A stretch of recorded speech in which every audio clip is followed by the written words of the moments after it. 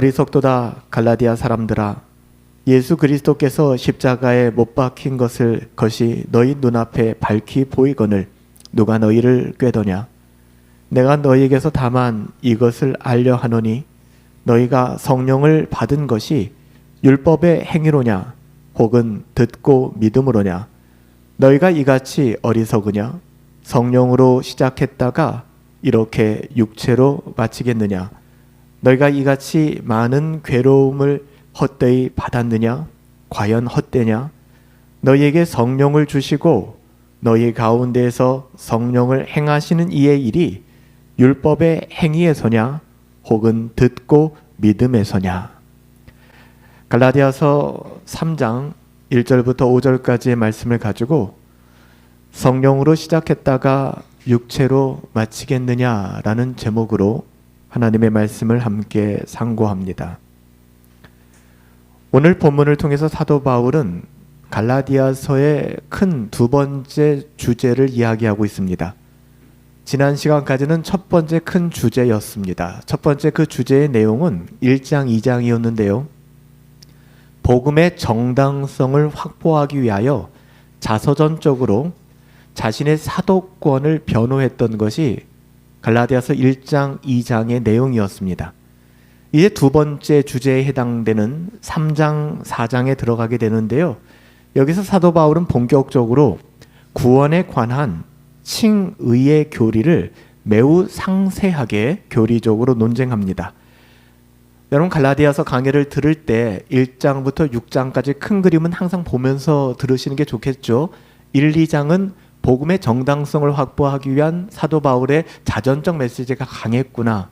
3장, 4장은 이제 본론과 같이 이신칭의 복음에 대해서 굉장히 교리적인 논박이 이어지는구나. 이렇게 여러분 알고 보셔야 될 것 같고요. 마지막 주제는 이제 다음에 살펴보겠지만 5장과 6장인데요. 항상 그래요. 교리가 화석화되는 것을 경계하며 교리의 적용, 그러니까 이 칭의의 교리를 아는 게 뭐 그렇게 중요한데 우리의 삶에 어떤 도움이 되는데 이 부분을 다루고 있는 것입니다. 즉, 이 교리가 우리의 삶에 어떤 영향을 주고 있는가, 그리스도인의 삶에 대한 교훈으로 갈라디아서는 마무리됩니다. 오늘 그 허리에 해당되는 3장, 4장의 이제 첫 부분을 강의하게 됩니다. 사도 바울은 갈라디아 교회를 향하여 매우 신랄하고 듣기 좀 거북한 아주 강한 표현을 서슴지 않고 사용하고 있습니다. 어리석도다 갈라디아 사람들아. 다른 서신서에서는 좀처럼 찾아보기 힘든 아주 강한 그런 표현입니다. 유진 피터슨이 이 부분을 해석하면서 메시지 성경을 자기가 번역해내면서 이 부분을 어떻게 해석했는가, 가장 유하게 성경을 번역한 사람 중에 한 사람이거든요. 그래서 때로는 성경의 문맥과 맞지 않은 부분들도 있는데 이 부분을 유진 피터슨이 어떻게 번역했는가를 보니까 You crazy Galatians, 이 미친 갈라디아인들이요, 이렇게 번역을 하고 있어요. 오히려 개역개정 성경이 더 온화하게 번역을 합니다. 어리석도다 갈라디아 사람들이요, 이 미친 갈라디아인들이요. 우리는 여기서 사도 바울이 얼마나 감정적으로 상해 있는가, 사도 바울의 감정을 읽을 수 있죠. 하지만 여러분들, 갈라디아서는 사도 바울이 기록했지만 하나님의 계시의 말씀입니다. 사도 바울의 어떠함에 의해서 적어진 성경이 아니지 않습니까? 오늘 이 갈라디아서가 바울이 감동받아서 그냥 자신의 어떠함으로 기록한 책이 아니라 성령의 감동으로 쓰여진 하나님의 말씀이라는 것을 인정하신다면 바울이 아닌 하나님 자신이 갈라디아 교회를 향하여 어떤 감정을 가지고 계신지를 우리가 엿볼 수 있는 대목입니다. 그냥 사도 바울이 인간적으로 썩내고 있는 것이 아니라는 것입니다. 어리석은 미친 짓과 같이 은혜의 복음을 저버리고 있는 사람들을 향하여 하나님이 어떤 마음을 가지고 계신가.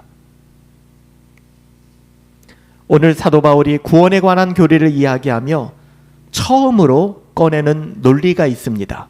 그것은 by grace, 은혜로 인하여 through faith, 믿음이라는 것을 가지고 우리의 구원이 완성된다라는 교리입니다. 신자의 삶은 처음부터 끝까지 믿음으로 말미암아 은혜로, 은혜 안에서 믿음을 가지고 주어진다, 살아가는 것이다를 이야기합니다. 다시 말하면 믿음을 가지고 살아가야 합니다. 근데 그 믿음이 우리의 어떠함을 드러내는 것이 아니라는 것입니다. 믿음도 무엇으로 기인한다는 거예요? By grace, 은혜로 말미암는다는 것입니다. 즉 은혜가 동력이 되어서 갖게 되는 것이 믿음입니다. 우리가 믿음을 가지고 살아갈 수 있는 것은 내가 결정하고 작정하고 그래서 살아갈 수 있는 것이 아닙니다. 믿음으로 시작한 것 같지만 우리가 믿음의 여정을 포기하게 되는 이유가 가짜 믿음이었기 때문에 그렇습니다. 그 믿음은 우리의 어떠함으로 시작된 믿음이었기 때문에 중도에 포기가 있는 것입니다. 그래서 사도 바울은 구원이라고 하는 것은 잃어버릴 수 없는 것이다 라는 것을 강조하며 by grace, 은혜로, 은혜가 아니면 설명될 수 없는 거예요. 근데 그 은혜가 어떻게 우리에게 현현되어지는가? Through faith, 믿음이라는 것으로, 믿음이라는 도구를 통해서 하나님이 우리에게 은혜를 보여주신다는 거예요. 지난 주간에도 우리 성도님들이 아닌 분들과 조금의 교제를 나누고 이야기할 수 있는 기회가 있었는데 참 한국교회가 받아들이기 힘든 교리가 이 칭의의 교리구나라는 것을 다시 한번 확인할 수가 있었습니다. 사람들이 정말 듣기 싫어하는 메시지가 뭔지 아세요?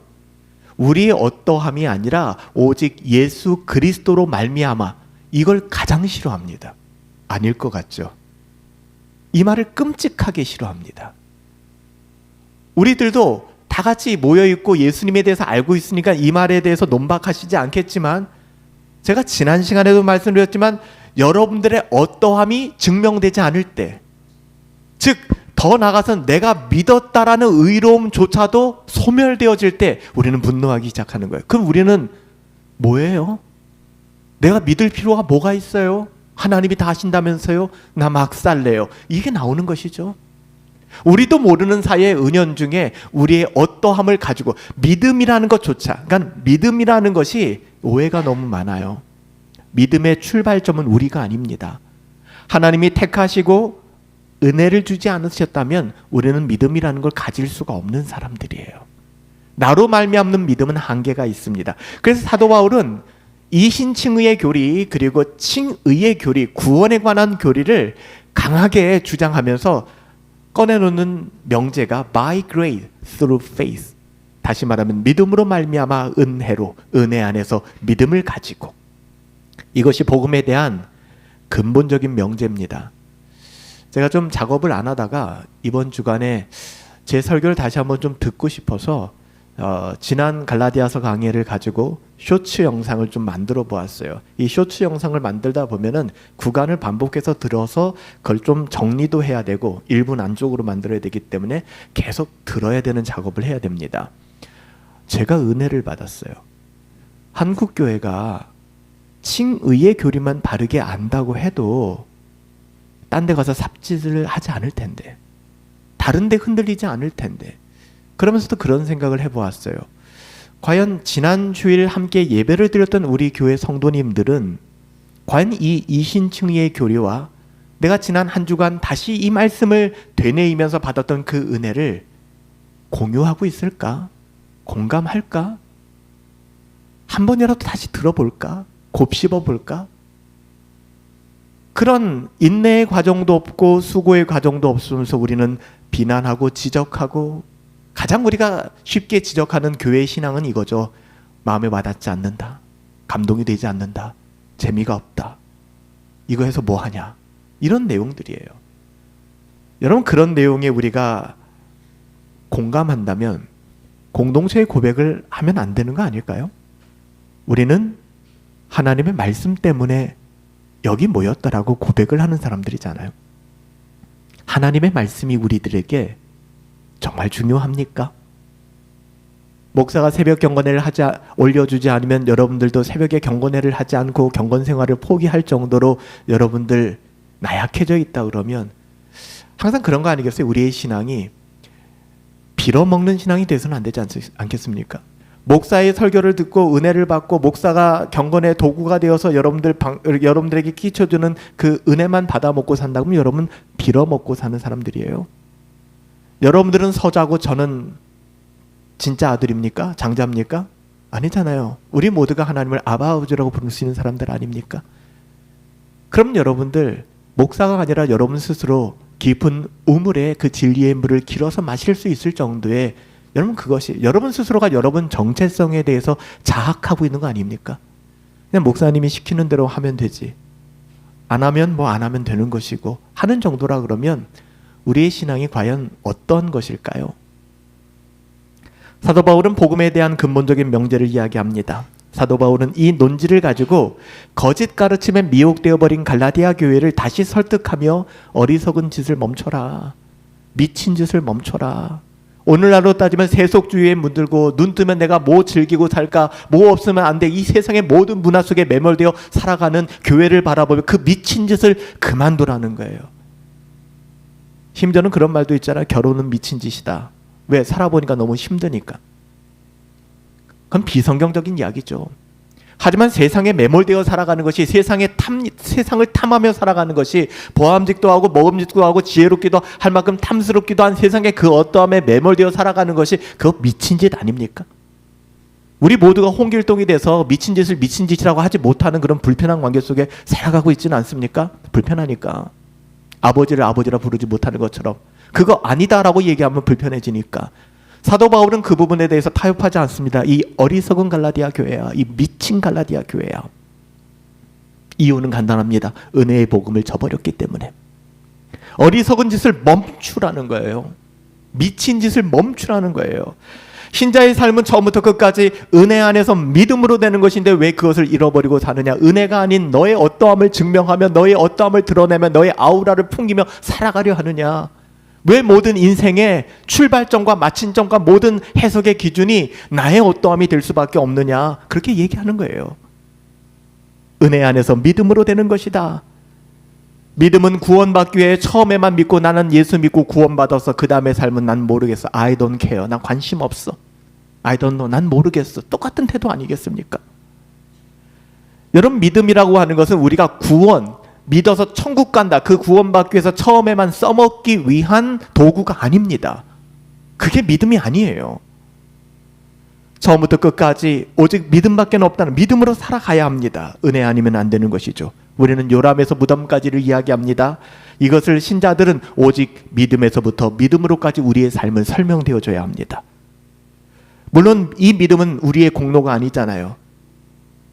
제가 몇 번 설교 예화로 사용했던 제 경험이지만 제가 교육전도사 시절에 야, 인간이 여기까지 교만해지는 걸 깨달았던 시점이 그거였어요.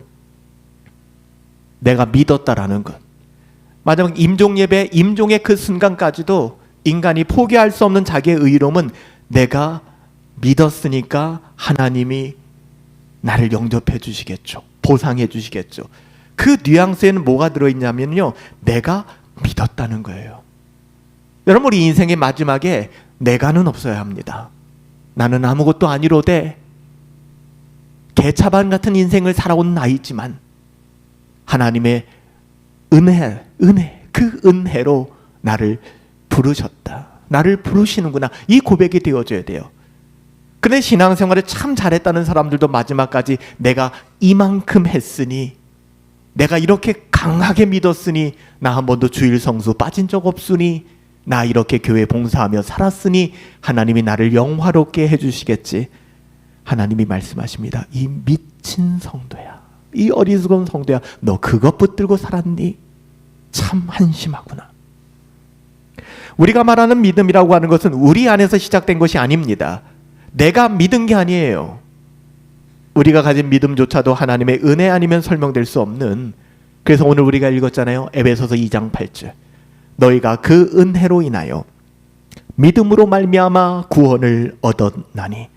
믿음으로 말미암아 구원을 얻었나니 앞에 by grace, 그 은혜로 인하여. 은혜가 없다면 우리는 믿을 수 없는 사람들이에요. 이것은 너희에게서 난 것이 아니요, 하나님의 선물입니다.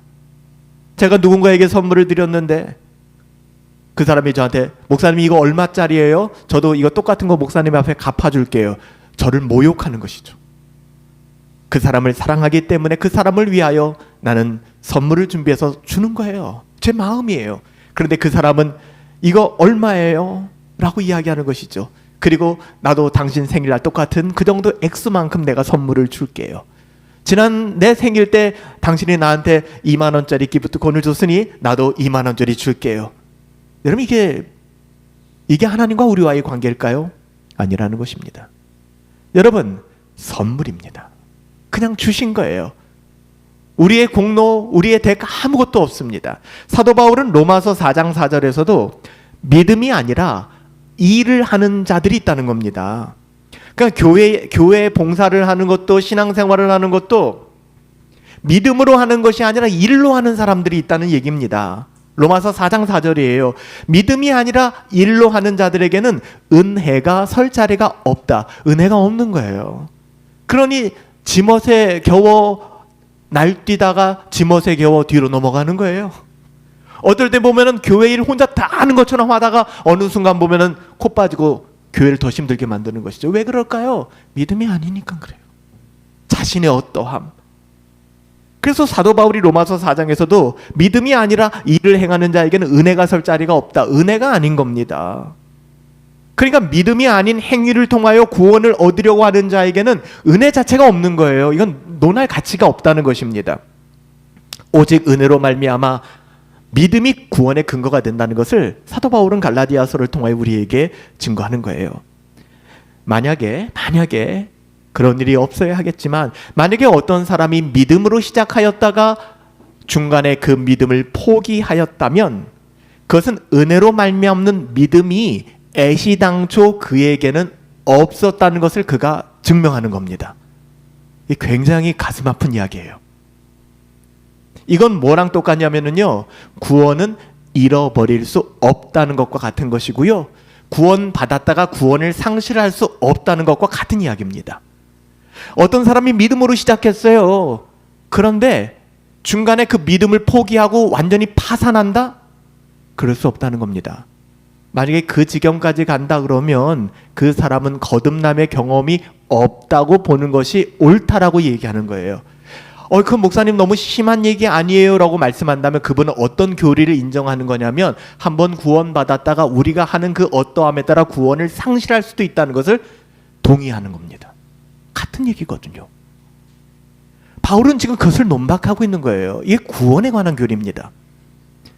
이 진리를 이해하는 것이 바로 복음을 바르게 이해하는 것이고 이 복음을 믿는 것만이 구원에 이르는 믿음이다. 그러니까 믿음도 가짜 믿음이 있다는 겁니다.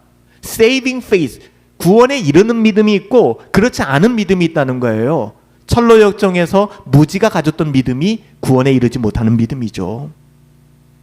그래서 우리는 평생 오늘 본문의 이 말씀을 잊어서는 안 돼요. 신자의 삶은 처음부터 끝까지 뭐라고요? 믿음으로 말미암아 은혜로, 은혜 안에서 믿음을 가지고 살아가는 것이구나. 이것이 칭의도 성화도 영화도 보장받는 것이구나. 사도 바울은 1절에서 누가 너희를 꾀었느냐라고 묻습니다. 이거 몰라서 물을까요? 몰라서 묻는 거 아닙니다.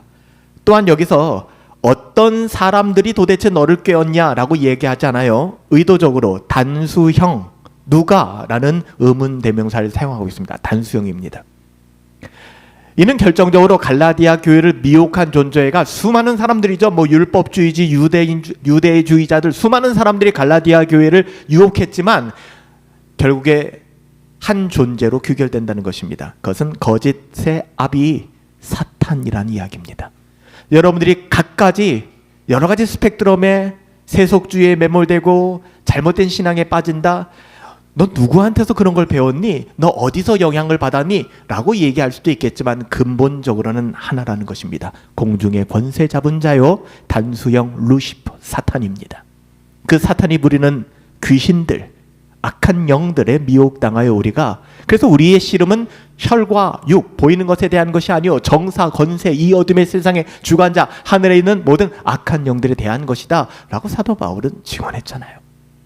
똑같은 얘기를 하는 거예요. 사탄은 진리를 매우 교묘하게 왜곡하여 거짓의 아비가 사탄입니다. 거짓말하지 마세요. 스스로를 속이지 마세요. 그럴 때마다 우리는 하나님을 버타여 살아가는 것이 아니라 마귀를 버타여 살아가는 것입니다. 사단은 진리를 매우 교묘하게 왜곡합니다. 거짓을 진리인 것처럼 우리에게 접근합니다. 하와에게도 그렇게 접근했죠. 하나님께서 이 과실 열매를 따먹지 말라고 했느냐? 교묘하게 꿰어서 하와의 약점을 파고 들어가는 것이죠. 먹으면 죽는다고 했니? 하나님이 하지도 않은 말을 마치 있는 것처럼 꿰내기 시작합니다. 역사적으로도 쉼없이 사탄은 교회와 성도들을 그렇게 꿰내었습니다. 오늘날에도 사탄이 그 일을 동일하게 한다고 볼 때 우리의 주적은 마귀 사탄 단수형입니다. 그가 부리는 그 영적 세력 가운데 우리가 저항하는 것이고, 어떻게 보면 물론 하나님이 잠시 위임한 동안에 사탄이 그 일을 하는 것이죠. 마치 욥에게 했던 것처럼. 궁극적으로 그 사탄은 무저갱에 떨어지게 될 것이고, 그 사탄을 추종하던 모든 세력들도 동일하게 사탄에 속하여 무저갱으로 들어가게 될 것입니다. 마지막에 계시록이 우리에게 말씀하고 있는 계시의 말씀이잖아요. 오늘날에도 사탄이 그 일을 동일하게 하고 있다라고 할 때 교회의 성도들에게 요구되는 것이 무엇일까? 정말 저와 여러분들에게 강력하게 요구되어져야 되는 것이 무엇일까? 그것이 영적인 분별력입니다. 진리의 말씀에 대한 분별력입니다. 매주 예배 때 모여가지고 우리는 하나님의 말씀 때문에 모였다라고 하지만 우리의 삶의 방향이 전혀 하나님의 말씀과 상관없이 살아간다면 그것처럼 쓰잘데기 없는 행동들이 어디 있겠습니까? 여러분 분별하셔야 됩니다. 오늘 이 시간에 왜 모였는지, 우리가 왜 예배하고 있는지, 우리가 왜 이곳에 있는지, 참된 신앙에 대한 분별력은 너무나도 중요합니다. 여러분 이런 분별력이 없기 때문에 교회가 무너진다고 지난주에 제가 말씀드렸습니다. 교회의 위기는 거기에 있다고 말씀드렸습니다. I don't know. 내가 교회는 뭔지 모르겠고 진리가 뭔지도 모르겠고 심지어는 I don't care. 아무 상관없어. 나는 나야. 이렇게 살아가는 것이죠. 그 교회는 무너지게 될 것입니다. 참된 성도는 참된 지도자에 대한 분별이 있어야 되고 참된 지도자는 말씀에 대한 분별력이 있어야 됩니다. 신앙은 언제나 분별력을 동반합니다. 분별력이 없는 신앙은 거짓 신앙이고 굉장히 위험합니다. 왜? 그 거짓 신앙이 옆에 있는 사람들을 구덩이에 함께 빠뜨리기 때문에 그렇습니다. 그렇기 때문에 뭣도 모르고 권면하지 마세요. 뭣도 모르고 영향력을 미치지 마세요. 그것은 무서운 게 없습니다. 나중에 그 대가를 어떻게 감당하시려고 합니까? 망하려면 혼자 망해야죠. 왜 이웃을 더불어 망하게 만듭니까? 근데 마귀의 전공이 그거거든요. 혼자 무저갱에 가는 게 싫은 거예요. 그래서 이미 자기는 무저갱에 갈 것을 알고 있습니다. 마귀는 어떻게 하든지 우는 사자처럼 두루다니며 삼킬 자를 찾는 이유가 거기 있는 거예요. 같이 코 껴서 가자는 것이죠. 주님은 이렇게 말씀하셨습니다. 양들이 목자의 음성을 아는 거로 따라오되 타인의 음성은 알지 못하는 거로 타인을 따르지 아니하고 도리어 도망간다. 요한복음 10장 말씀이죠. 여러분은 하나님의 말씀에 그렇게 민감하십니까? 잘못된 거짓 복음, 세속주의, 그리고 세상의 어떤 그 물든 문화를 여러분 접했을 때 그것을 회피하고 도망치십니까? 요셉과 같이? 아니면 혹시 이겨보려고 하다 넘어가진 않습니까? 양들은 목자의 음성을 듣습니다. 압니다. 이걸 분별해낼 줄 압니다. 이것이 거룩한 신앙입니다. 에드워즈가 말한 신앙 감정론, 구원의 증거가 바로 이것입니다. 거듭난 신자들, 목자의 음성을 압니다. 타인의 음성 따라가지 않아요. 분별합니다. 그거 거짓 음성인 거 압니다. 분별력이죠. 요한일서에서 사도 요한은 요한일서 2장 20절에 너희는 거룩하신 자에게서 기름 부으심을 받고 모든 것을 안다라고 얘기했습니다. 안다는 거예요. 거듭났기 때문에. 자신의 정체성을 알고 진리를 알게 된다는 거예요. 모든 성도는 성령으로 말미암아 본능적으로 거듭났기 때문에, 다시 태어났기 때문에 참과 거짓을 분별하는 분별력을 가지게 됩니다. 물론 갈라디아 사람들처럼 잠깐 미혹당해서 넘어질 수 있습니다. 그것까지 부인하는 건 아닙니다. 하지만 참된 성도라면 바른 가르침과 책망을 듣고 기분 나빠하거나 자신의 그 어떠함으로 반박하는 것이 아니라 회개하고 돌아오게 된다는 것입니다. 가장 무서운 게 뭔지 아세요? 언젠가 돌아갈 거야 라는 마음입니다. 그건 자신의 불신앙을 얘기하는 것입니다. 언젠가가 아니에요. 들으셨다면 돌아오셔야 합니다. 내일은 우리의 시간이 아니잖아요. 이건 뭐랑 똑같은지 아세요? 죄가 더한 것에 은혜가 더한다 하니까 나 죄를 더 많이 짓고 나중에 예수 믿을 것 똑같은 생각입니다. 그런 사람은 지난 시간에 뭐라고 말씀드렸죠? 거듭난 경험이 없는 사람입니다. 하나님의 영광이 뭔지를 모르니까 그냥 내 멋대로 살다가 20대, 30대, 40대, 50대까지는 내 멋대로 살다가 이제 내 육체가 좀 세잔해지면 60대 이후부터 교회 다닐게요 라고 말하는 것 똑같은 것입니다. 죄가 더한 것에 은혜가 더한다. 은혜를 더하겠다고 죄를 더하게 하겠느냐? 이 땅에서 50년 내 멋대로 살아가는 게 자기에게 은혜인 거예요. 그건 은혜가 아닙니다. 그 은혜가 아니에요. 불신앙인 것뿐이죠. 잠깐 미혹되고 넘어질 수 있지만 참된 성도라면 경건한 교회를 통하여 목회자를 통하여 책망을 듣고 바른 가르침을 듣고 즉시로 돌이키게 됩니다. 이런 분별력은 올바른 하나님의 말씀을 듣고 읽고 묵상하고 상고하고 공부하는 것과 관련되어져 있습니다. 그래서 전 여러분들에게 누누이 부탁을 드리는 거예요. 예배를 소중히 여기세요. 경건회를 소중히 여기세요. 개인 경건회뿐만 아니라 말씀을 읽고 듣고 묵상하고 상고하고 오늘 다바를 암송하는 날인데 암송하시는 것 많이도 아니에요. 한 달에 5절, 6절 이것도 암송하지 못한다 그러면 우리가 무슨 하나님의 말씀 때문에 여기에 모인 겁니까? 하나님의 말씀 참 우스운 이야기죠.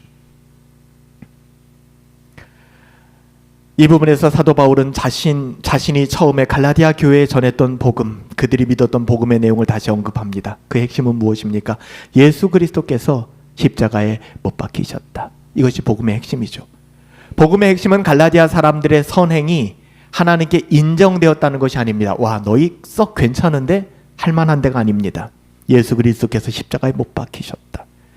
바울은 십자가에 못 박히신 그리스도를 전했습니다. 그리고 갈라디아 사람들은 그걸 믿었습니다. 처음에는. 근데 변심했죠. 그게 너무 우스워 보이는 거예요. 그거 말고 새로운 거 없어요, 목사님? 그거 이제 다 알겠고 내 지식적으로 이제 예수님 다 탑재했고요. 개혁신앙 다 탑재했고 그거 말고 나를 좀 뭉클하게 감동시키거나 내 삶을 바꿀 수 있는 뭐 그거 없습니까? 없어요. 없어요. 왜 목사님 맨날 똑같은 이야기예요? 회개하라. 왜 똑같은 얘기예요? 예수 그리스도에 대한 그거밖에 할 얘기가 없어요. 그 누구도 십자가에 못 박히신 그리스도를 믿음의 눈으로 바라보지 않고서는 그저 그렇게 아는 걸 얘기하는 게 아니에요. 누구든지 십자가에 못 박히신 그리스도를 믿음의 눈으로 바라보지 않고서는 그리스도인이 될 수 없어요. 여러분의 믿음 말고 은혜로 주신 그 믿음으로. 복음은 십자가에 못 박히신 그리스도에 관한 이야기입니다. 그분이 믿음의 유일한 대상이에요. 갈라디아 사람들은 그리스도를 믿음으로 보았기 때문에 구원을 얻게 된 것입니다. 그런데 자기들이 걸어온 삶의 내용과는 무관하게 이제는 그리스도의 십자가가 아니라 할례를 받아야 한다. 자신의 그 어떠함들을 이야기하기 시작하는 거예요. 그러니 이야기하는 것이죠. 미쳤구나. 이 인간들이 미쳤구나. 이게 뭐야? 이게 교회야? 그 이야기를 지금 자신이 개척했던 교회를 향하여 사도 바울이 개척했기 때문에 가능한 얘기 같아요. 내뱉고 있는 것이죠. 우리들도 마찬가지입니다. 십자가에 못 박히신 그리스도를 믿음의 눈으로 바라보지 않고서는 아무도 그리스도인이 될 수 없어요. 이것은 그리스도께서 십자가에 못 박혀 죽으신 것이 나의 죄로 말미암은 사건이었고 이로 말미암아 죄인인 나를 향하여 가지고 계신 하나님의 그 불타는 진노가 다 해소되었구나. 이걸 믿게 되는 것입니다. 이런 점에서 설교라고 하는 것은 저도 평생에 설교를 하는 직업을 가지고 있지만 누군가 저에게 설교에 대해서 묻는다면 이런 점에서 설교는 십자가에 못 박히신 그리스도를 전하고 십자가에 못 박히신 그리스도를 전하고 그를 보여주는 것. 물론 표현은 좀 다를 수 있고 적용적으로는 조금 다르게 흘러갈 수 있지만 그 중심은 십자가에 못 박히신 그리스도를 전하고 그를 보여주는 것. 여러분, 설교는 우리가 어떻게 하면 가정생활을 잘하게 할 것인가? 부부생활을 윤택하게 할 것인가? 자녀 교육을 잘할 것인가? 사업에 성공할 수 있을 것인가? 여러분, 이걸 가르치는 것이 설교가 아닙니다. 그걸 들으러 왔다 그러면 여러분, 교회에서는 그것을 찾을 수 있는 곳이 아니에요. 교회는 그런 것을 전하는 곳이 아닙니다. 설교는 십자가에 못 박히신 그리스도 없이는 죄인인 우리들이 하나님과 올바른 관계에 이를 수 없음을 언제나 선포하는 거예요. 그런데 그걸 굉장히 듣기 싫어하더라고요. 지난 주간에도 몇 명에게 항의를 들었습니다. 제가 어떤 내용에 대한 항의였느냐, 우리가 이 땅에서 살아가는 그 어떠함이 우리의 구원을 정하는 것이 아니라 우리의 구원은 전적으로 그리스도께 속하여 있다. 이 말이 듣기 싫은 거예요. 여러 가지 반응이 나옵니다. 그럼 우리가 왜 믿는데? 그럼 우리가 왜 선행을 하는데? 그게 뭐가 중요해? 이렇게 이야기하는 것이죠. 더 나아가서는 그리스도를 믿으면 모든 것이 끝난다고? 그러면 그리스도를 믿는다는 인간들 중에서 얼마나 이상한 사람들이 많은데, 그러면 그 이상함에도 불구하고 그 사람들 다 괜찮은 거야? 뭐 이런 전혀 본질과도 관계가 없는 말들입니다. 저는 그런 이야기들을 들으면서 이런 이야기를 하는 것이 사람들을 굉장히 기분 나쁘게 만드는구나. 자기들이 인정해주지 않는다는 것이죠.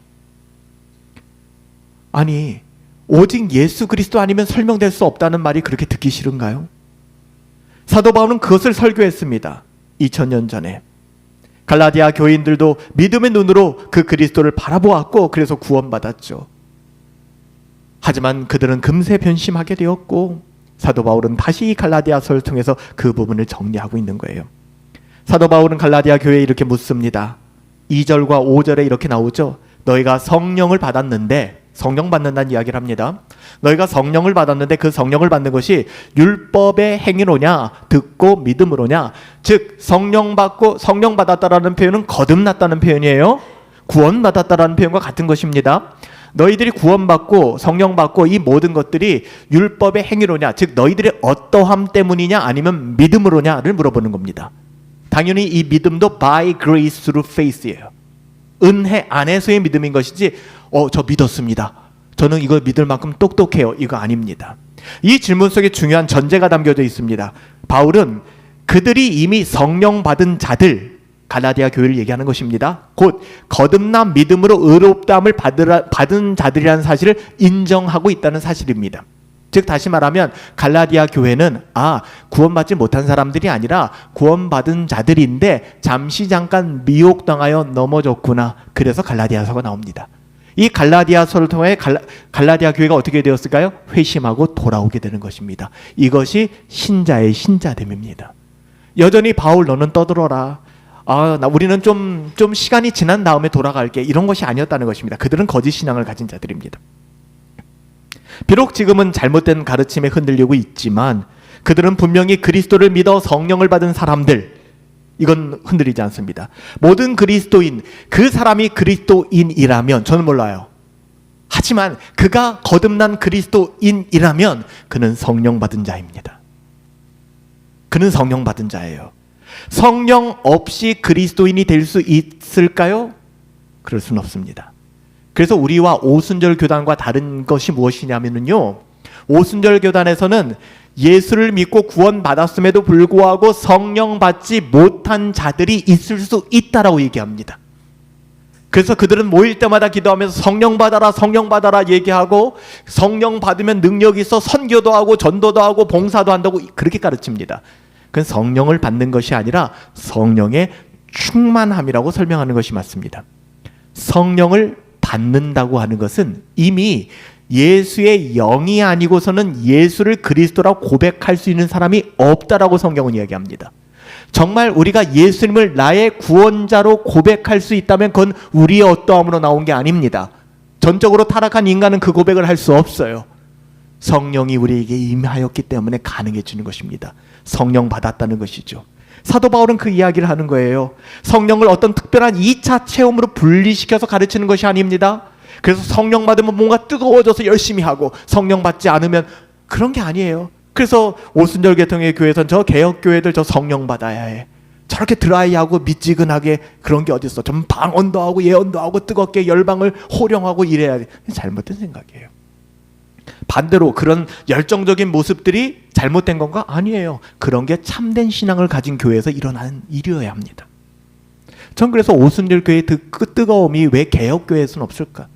심지어 개혁교회에서는 주여 삼창하고 기도하자 그러면 막 되게 힘들어하는 분들도 계세요. 아니 삼위일체 하나님 우리 3번 부르고 기도하자는데 그게 왜 힘듭니까? 심지어는 목소리 내서 기도하는 것도 굉장히 힘들어하는 분들이 계세요. 하나님 귀머거니 하는 것이죠. 차분하게. 인간이 감정이 있는 존재인데 그게 가능합니까? 여러분, 바디메오가 논리적으로 어떻게 보면 인격적으로 예수님께 다가갔습니까? 아니잖아요. 목숨 걸고 달려가서 예수님께 매달리는 거 아니겠습니까? 예, 그런 신앙이 개혁신앙 아닙니까? 이 분리되어 버린 거예요. 왜냐하면 오순절 교회의 그 부흥사적인 기질이 너무나 잘못되었기 때문에 거기에 대한 반감일 수는 있다고 생각합니다. 바울은 성령 받고 거듭난 갈라디아 교회를 향하여 성령 받은 근거가 무엇이냐를 묻고 있는 거예요. 너희들 어떻게 구원받았니를 묻고 있는 것입니다. 단도직입적이죠. 율법을 행함으로냐? 너희들이 지금 할례 받아야 한다고 하는데 그것 때문이냐? 아니면 듣고 믿음으로냐? 답은 분명하죠. 성령 받은 사건이 율법을 지켜서 얻게 되는 결과나 보상이 아니다. 기도했기 때문에 하나님이 주시는 게 아니다. 여러분, 성령은 기도할 때 성령 충만 받게 된다고 생각하세요? 그거 아니에요. 그렇다고 해서 아 그래? 그럼 기도가 필요가 없구나. 진짜 어리석은 얘기죠. 뭐 저도 철학을 전공을 하진 않았지만 나름 철학을 많이 공부를 하고 개인적으로도 연구도 하고 했지만 그 어떤 철학 사조보다도 접근하기 힘든 게 뭐냐 하면 그게 복음이에요. 제가 복음을 만난 이후 계속해서 복음을 씨름하고 수많은 믿음의 선배들의 글을 탐독하고 기도하고 경건을 통해서 그것을 알아보려고 했지만 여전히 저는 절망합니다. 모르겠어요. 복음이 무엇인지. 너무 힘들어요. 조금만 잘못하면 나의 의로움으로 치우치게 되고요. 조금만 잘못하면 율법주의로 가게 되고요. 와, 내가 죽을 때까지 복음이라는 것을 완성적으로 알 수 있을까? 그건 겸손해지더라고요. 복음처럼 힘든 게 없어요. 어떤 하나의 철학 사조를 꿰뚫고 어렵지 않아요, 그건요. 근데 복음은 정말 힘들더라고요. 여러분, 성령 받은 사건은 율법을 지켜서 얻은 결과나 보상이 아니다. 만일 성령을 받는 것이 율법을 지켜서 얻게 된 것이라면 신자들 가운데서 성령 받는 자와 그렇지 못한 자로 나누게 될 것입니다. 이게 무슨 얘기인지 아시겠죠?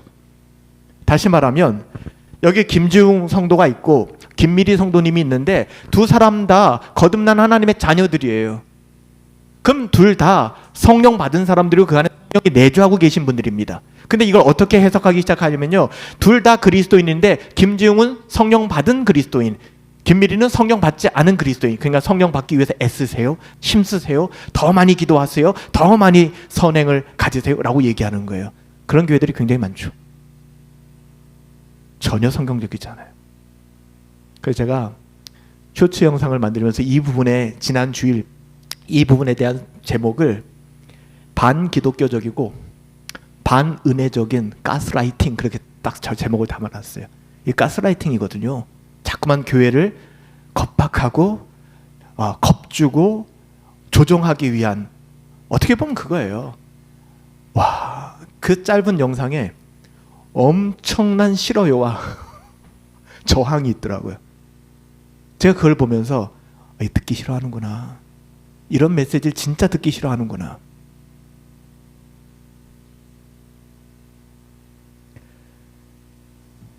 여러분, 성경이 우리의 구원에 관해 뭐라고 이야기하고 있는지.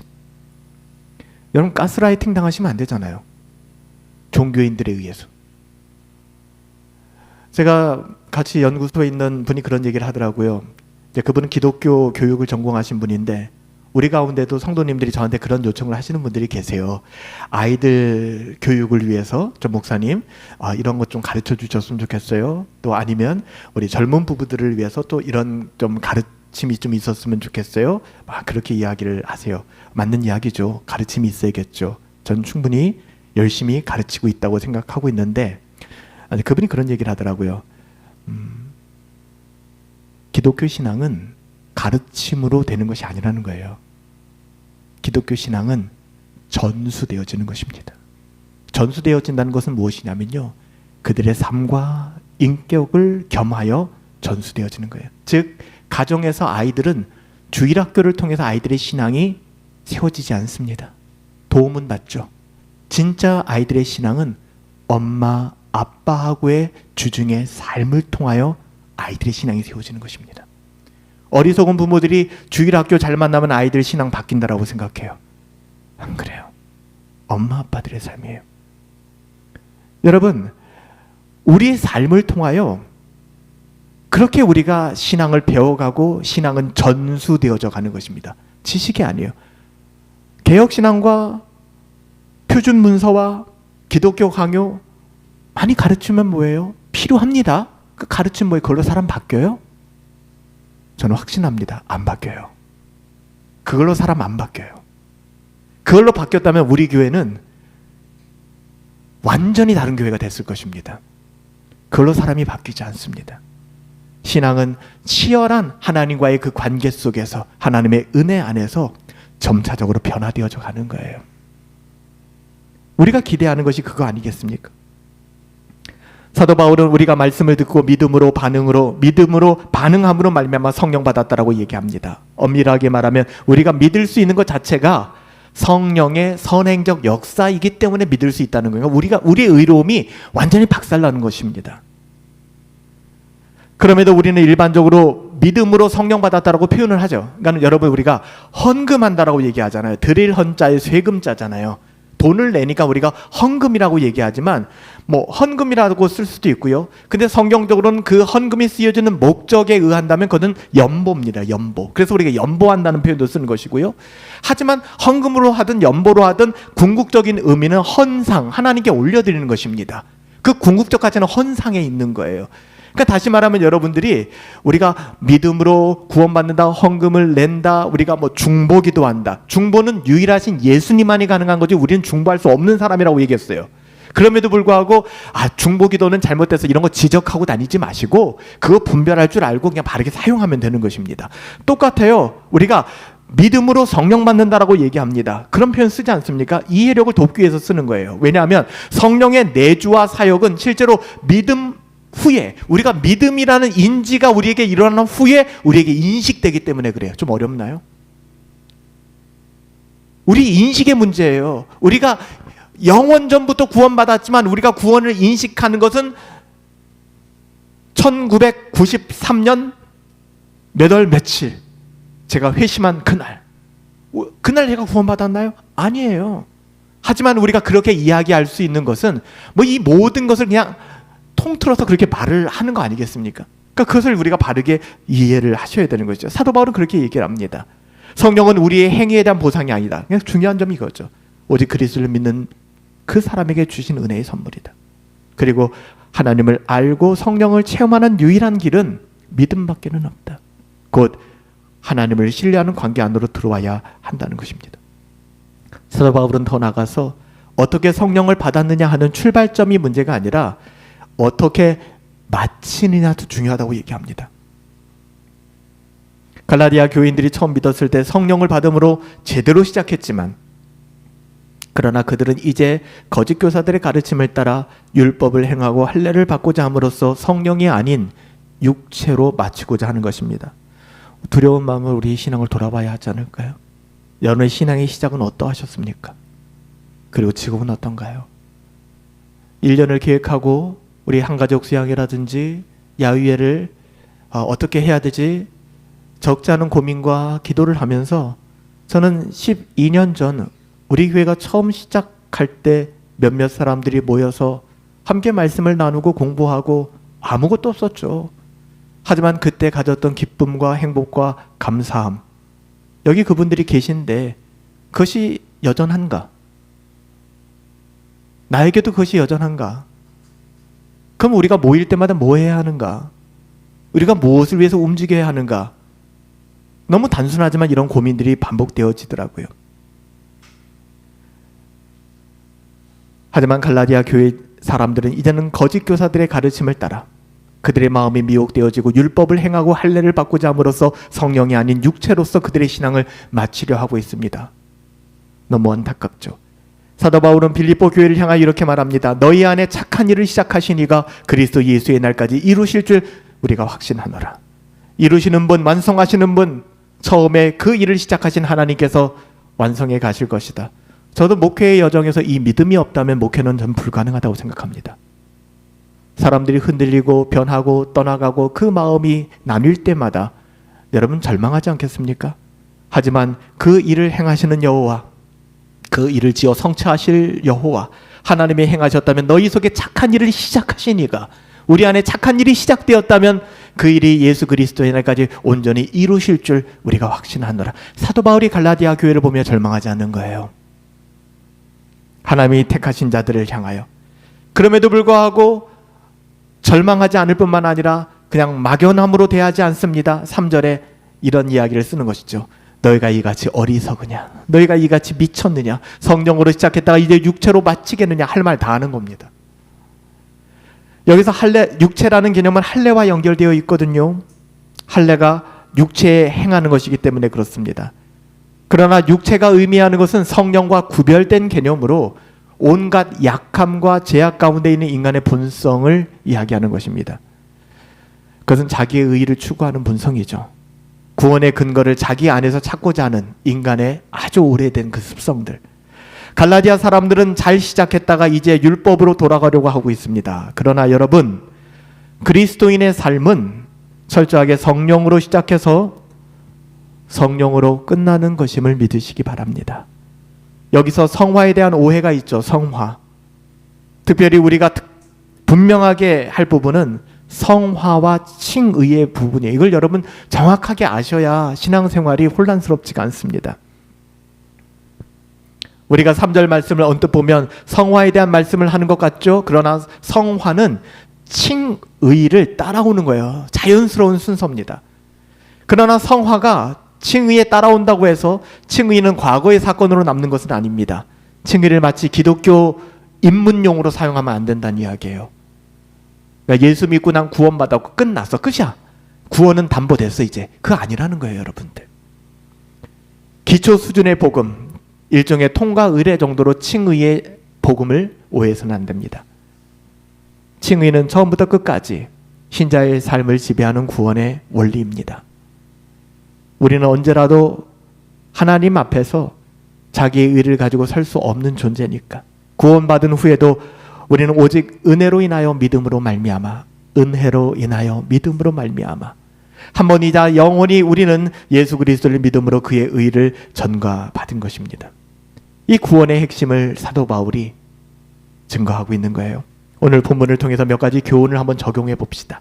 이신칭의의 복음은 인간적인 공로주의와는 극단에 서 있기 때문에 사람들부터 거부감을 발생시킵니다. 자연스러운 겁니다. 복음이라고 하니까 뭐 무당들이 주는 복비로 주는 그런 게 아니잖아요. 이 복음이라고 하는 것이 완전히 우리가 무너지고 그리스도가 드러나는 것이 복음이거든요. 은혜거든요. 그렇기 때문에 인간은 머리끝부터 발끝까지 자신의 그 어떠함을 증명하기 위한 죄성이 있기 때문에 복음을 즐거워하지 않습니다. 복음에 접근하기 위해서는 내가 죄인임이 인정되어져야 되거든요. 인정되어질 뿐만 아니라 나의 그 어떠함으로는 하나님께로 나갈 수 없다는 사실이 인정되어져야 되거든요. 이게 싫은 거예요. 그래서 인간적인 공로주의와 복음은 극단에 서 있습니다. 사람들로부터 거부감을 가지고 옵니다. 그래서 여러분들 복음이 전해지는 곳마다 일치가 일어나고 화평이 일어나지가 않았다는 것입니다. 초대교회에 보면은 갈라디아 지방, 즉 비시디아, 안디옥, 이고니온, 그리고 루스드라, 더베 복음을 전할 때 사도행전 13장부터 14장 읽어보세요. 고난 넘어 고난, 핍박, 야유, 돌던짐. 심지어 루스드라에서는 돌에 맞아 죽게 되었습니다. 왜요? 이 복음을 전했기 때문에. 갈라디아 교회를 향하여 이 미친 갈라디아 교회야 하고 외치면서 다시 복음으로 돌아와야 돼. 이 복음을 전했기 때문에. 우리의 상황도 크게 다르지 않아요.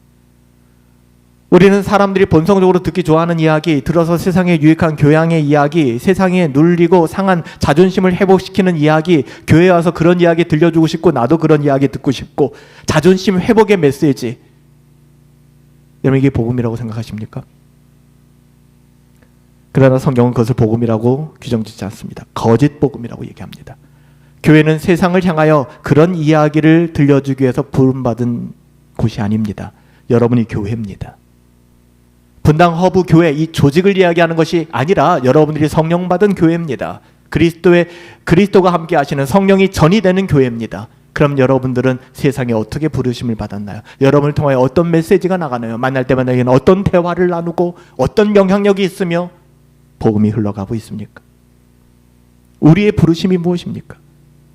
우리가 받은 것은 오직 사도 바울 그가 받았고 전수했던 그 복음밖에 없지 않습니까?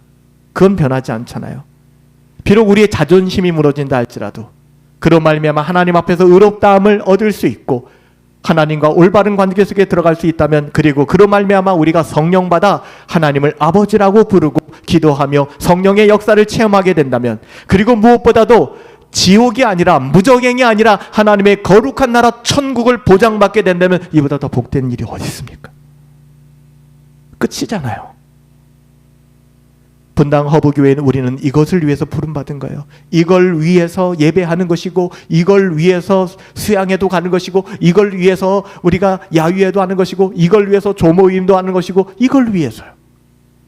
복잡해질 때마다 우리는 우리를 단순하게 해야 된다고요. 비록 이것이 우리에게 고난을 가져온다 할지라도, 사람들에게 부대끼는 것이라고 할지라도, 사람들이 거부하는 것이라고 할지라도 우리가 가야 하는 길이에요. 그것이. 그때 우리는 주님을 따라 기뻐할 수 있을 거예요. 마태복음 5장 10절부터 12절. 의를 위하여 핍박을 받는 자 복이 있나니 천국이 저희의 것임이라. 나를 인하여 너희를 욕하고 핍박하고 거짓으로 너희를 거스려 모든 악한 말을 할 때는, 뒷담화 할 때는 너희에게 복이 있나니 기뻐하고 즐거워하라. 하늘에서 너희의 상이 큼이라. 너희 전에 있던 모든 선지자들, 경건한 사람들이 이와 같이 핍박을 받았느니라. 더불어 사도 바울은 갈라디아 교회를 통하여, 또 갈라디아서를 통하여 성령 받는 것에 대해서 증거했잖아요. 사랑하는 여러분들, 우리가 정말 성령 받은 사람들이라면, 우리 안에 성령이 내주하시며 우리가 그리스도 안에, 그 은혜 안에 거하는 사람들이라면, 우리는 하나님의 말씀을 통해 날마다 십자가에 못 박히신 그리스도를 바라보며 살아가야 합니다. 처음에는 은혜로 인하여 믿음으로 말미암아 이렇게 얘기했다가 그 뒤에는 우리의 어떠함을 증명하며, 그렇게 살아가서는 안 됩니다. 은혜 없이 살아가서는 안 돼요. 구원을 얻고 감격하고 그런 시간이 우리들에게 있지 않았나요? 구원을 얻고 감격하고 죄인에게 찾아오신 그 은혜를 찬양했지만, 시간이 흘러가면서 사람들과 자기 자신을 비교하기 시작하고, 교회 안에서 자기의 위치와 자리를 차지하기 위해서 애쓰고, 그러기 위해서 뭔가 자기의 공적을 쌓아가는 것에 관심을 가지고 있고, 그게 오늘날 우리들의 모습이 아닐까 두려운 마음으로 돌아보게 됩니다. 사도 바울은 이것을 성령으로 시작했다가 육체로 마치는 것이다 라고 한탄하는 거예요. 여러분, 우리의 삶에서 이것을 피하기 위하여 참선을 하고 덕을 수행하라고 성경은 이렇게 얘기하지 않습니다. 여러분 눈앞에 예수 그리스도의 십자가에 못 박히신 것이 밝히 보이지 않는 순간 우리는 그렇게 될 수밖에 없기 때문에 참선하고 명상하고 자기 수양하라고 얘기하지 않고요, 십자가에 못 박히신 예수를 바라보라. 예수를 바라보라. 우리의 본성대로 행하도록 우리를 허용해서는 안 됩니다. 믿음의 눈으로 십자가에 못 박히신 그리스도 예수를 주목하여 살아간다면, 여러분이 십자가에 못 박히신 그리스도 예수를 밝히 보며 살아간다면 결코 여러분 단 한순간도 육체로 돌아가는 일은 없을 것입니다. 육체로 마치고자 하는 대로 돌아가지 않을 것입니다. 오늘 한순간 쓰러지고 넘어질 수는 있지만 다시 경건한 믿음의 동역자들의 권면을 듣고 하나님의 말씀을 듣고 깨달아 회개하며 다시 믿음의 여정을 살아가게 될 것입니다.